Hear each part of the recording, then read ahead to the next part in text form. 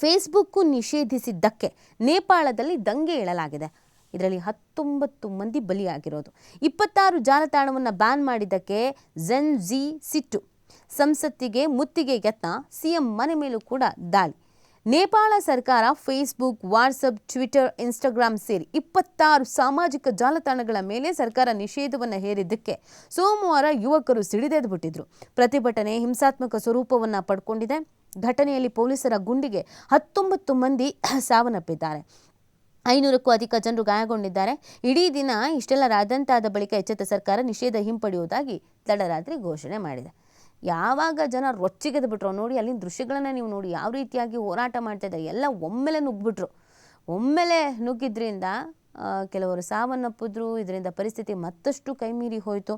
ಕೊನೆಯದಾಗಿ 19 ಜನರನ್ನು ಬಲಿ ಪಡ್ಕೊಂಡ್ಮೇಲೆ ಅಲ್ಲಿನ ಸರ್ಕಾರ ಏನು ನಿಷೇಧವನ್ನು ಹೇರಲಾಗಿತ್ತು ಆ ನಿಷೇಧವನ್ನು ಹಿಂಪಡಿತೀವಿ ಅಂತ ಘೋಷಣೆ ಮಾಡಿದ್ರು.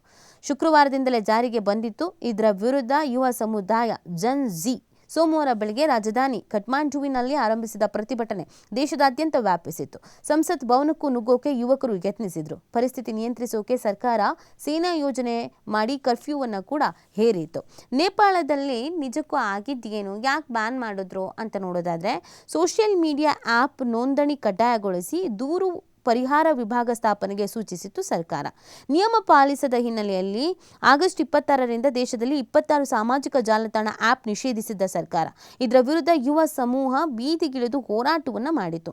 ಪ್ರವಾಸೋದ್ಯಮ ನಂಬಿರುವ ನೇಪಾಳದಲ್ಲಿ ಯುವಕರು ವ್ಯಾಪಾರಕ್ಕೆ ಸಾಮಾಜಿಕ ಜಾಲತಾಣವನ್ನು ಪ್ರಮುಖವಾಗಿ ಬಳಸ್ತಾ ಇದ್ದಾರೆ. ಇದು ಸಿಟ್ಟು ಹೆಚ್ಚಾಗುವುದಕ್ಕೆ ಕಾರಣವಾಗಿದೆ. 1997ರಿಂದ 2012ರ ಒಳಗೆ ಜನಿಸಿದವರನ್ನ ಝೆನ್ ಝಿ ಅಂತ ಕರೀತಾರೆ ನೇಪಾಳದಲ್ಲಿ.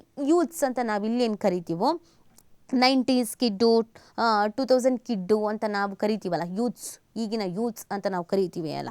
ಸೊ ಅವರನ್ನಲ್ಲಿ ಝೆನ್ ಝಿ ಅಂತ ಕರೀತಾರಂತೆ. 1997ರಿಂದ 2012 ಒಳಗಡೆ ಜನಿಸಿದವರನ್ನು. ನೇಪಾಳದಲ್ಲಿ ಬೀದಿಗಿಳಿದವರಲ್ಲಿ ಈ ವರ್ಗದವರೇ ಹೆಚ್ಚು. ಅಂದರೆ ನೀವೀಗ ಗಮನಿಸಿರ್ಬೋದು, ಕೇವಲ ನೇಪಾಳ ಅಂತ ಅಲ್ಲ, ನಮ್ಮ ರಾಜ್ಯ ಆಗಿರ್ಬೋದು, ಬೇರೆ ಎಲ್ಲೇ ರಾಜ್ಯದಲ್ಲೂ ಕೂಡ ಫೇಸ್ಬುಕ್, ಇನ್ಸ್ಟಾಗ್ರಾಮ್, ವಾಟ್ಸಪ್, ಟ್ವಿಟರ್ ಇದರಲ್ಲಿ ಹಣ ಕೂಡ ಮಾಡ್ತಾ ಇದ್ದಾರೆ. ಸೊ ಈ ಫಾಲೋವರ್ಸ್ ಜಾಸ್ತಿ ಇದ್ದಾಗ ಹಣ ಕೂಡ ಮಾಡ್ತಾ ಇದ್ದಾರೆ. ಕೆಲವರು ಅದನ್ನೇ ನಂಬ್ಕೊಂಡು ಜೀವನ ಮಾಡ್ತಾ ಇದ್ದಾರೆ. ಮತ್ತು ನೇಪಾಳ ಎಲ್ರಿಗೂ ಗೊತ್ತಿರೋ ಹಾಗೆಯೇ ಒಂದು ಟೂರಿಸಮ್ ಪ್ಲೇಸು. ಒಂದು ಟೂರಿಸಮ್ ಪ್ಲೇಸು ಜನರಿಗೆ ರೀಚ್ ಆಗಬೇಕು ಅಂತ ಅಂದರೆ ಸೋಷಿಯಲ್ ಮೀಡಿಯಾನೇ ಈಗ ಬೆಸ್ಟ್ ಪ್ಲ್ಯಾಟ್ಫಾರ್ಮ್. ನೀವು ಅದನ್ನೇ ನಿಷೇಧ ಮಾಡ್ತೀರಾ ಅಂತ ಅಂದಾಗ ಅವರ ಬಿಸ್ನೆಸ್ಸು, ಅವರ ಹಣದ ಮೂಲ ಪ್ರತಿಯೊಂದು ಕೂಡ ಡಿಸ್ಟರ್ಬ್ ಆಗಿದೆ. ಆ ಕಾರಣಕ್ಕಾಗಿ ರೊಚ್ಚಿಗೆದ್ದು ಎಲ್ಲ ಬೀದಿಗಿಳಿದಿರೋದು.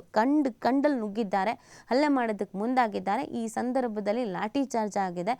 ಆಗ ಒಂದಷ್ಟು ಜನ ಸಾವನ್ನಪ್ಪಿದ್ದಾರೆ. ಒಟ್ಟು 19 ಮಂದಿ ಸಾವನ್ನಪ್ಪಿದ್ದಾರೆ ಅನ್ನೋದನ್ನು ಹೇಳಲಾಗ್ತಾ ಇದೆ. ಇನ್ನು ಕೆಲವರ ಪರಿಸ್ಥಿತಿ ಚಿಂತಾಜನಕವಾಗಿದೆ. ನೋಡಿ, ನೋಡ್ತಾ ಇದ್ದ ಹಾಗೆಯೇ ಹೆಂಗೆ ಬಿದೋಗ್ಬಿಟ್ರು ಅಂತ ಹೇಳಿಬಿಟ್ಟು ಈ ಥರದ ಘಟನೆಗಳು ನಡೆದಿರುವಂಥದ್ದು. ಕೊನೆಗೆ ಇಷ್ಟೆಲ್ಲ ರಾದಂಥ ಹೈಡ್ರಾಮಾ, ಸಾವು ನೋವು, ಒಂದಷ್ಟು ಹಾನಿ ಆದ ಮೇಲೆ ಏನು ನಿಷೇಧ ಹೇರಿದ್ರು ಅದನ್ನು ವಾಪಸ್ ಪಡ್ಕೊಳ್ತೀವಿ, ನೀವೆಲ್ಲ ಆರಾಮಾಗಿ ನಿಮ್ಮ ಮನೇಲಿ ಇರಿ ಅಂತ ಹೇಳಿದ್ರು. ಬಟ್ ಈಗ ಹೋಗಿರೋ ಜೀವಗಳು ಬರುತ್ತಾ? ಮೊದಲೇ ಮುಂಚಿತವಾಗಿ ಯೋಚನೆ ಮಾಡಿ.